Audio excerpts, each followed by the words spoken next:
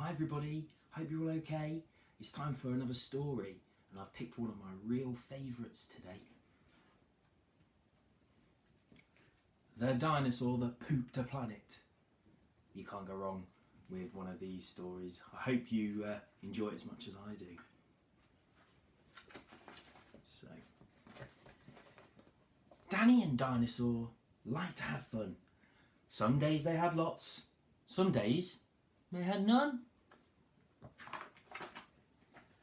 One day they were bored. They had no games to play.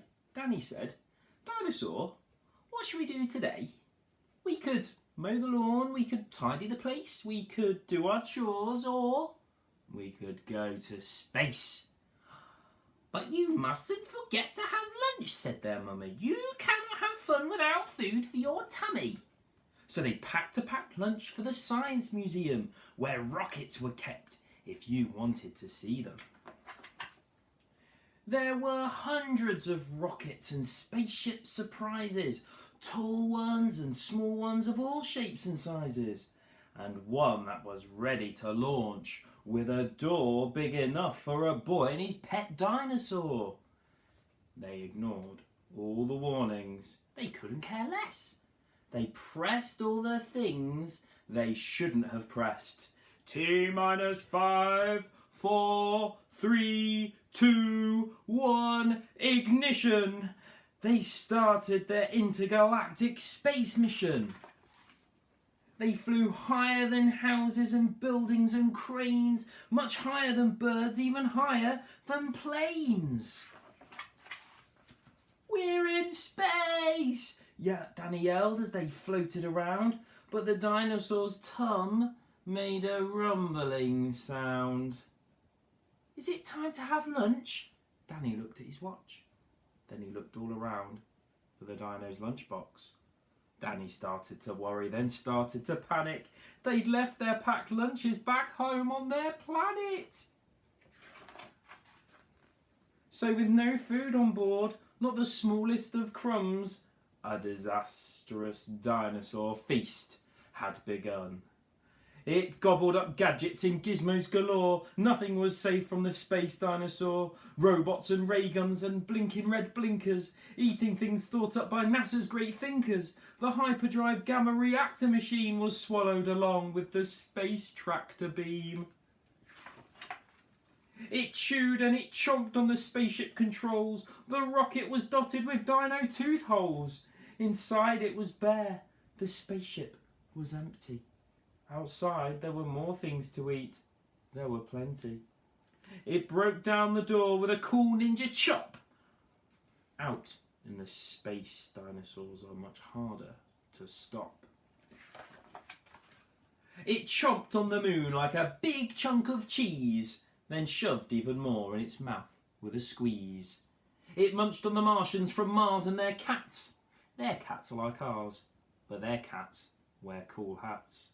Satellites, Saturn and 6 supernovas, shape-shifting saucers and 7 space rovers. It guzzled 5 gallons of fuel from the tank, and Danny's jaw dropped as he watched what it drank.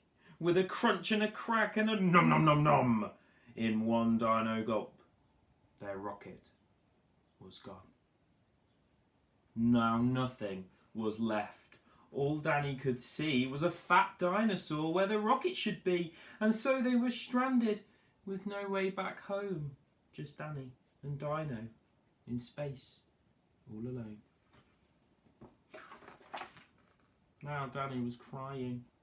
He cried and he cried. He cried and his tears filled his spacesuit inside.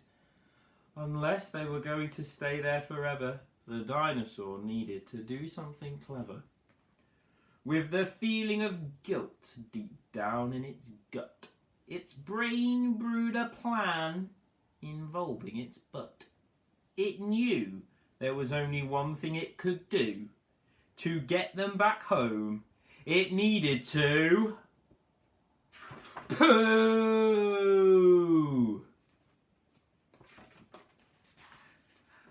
Like a poop-powered rocket, the dinosaur flew. Dan hopped on its back and he watched as it pooed. It pooped out the robots and ray guns and blinkers, the things NASA's thinkers thought up were now stinkers.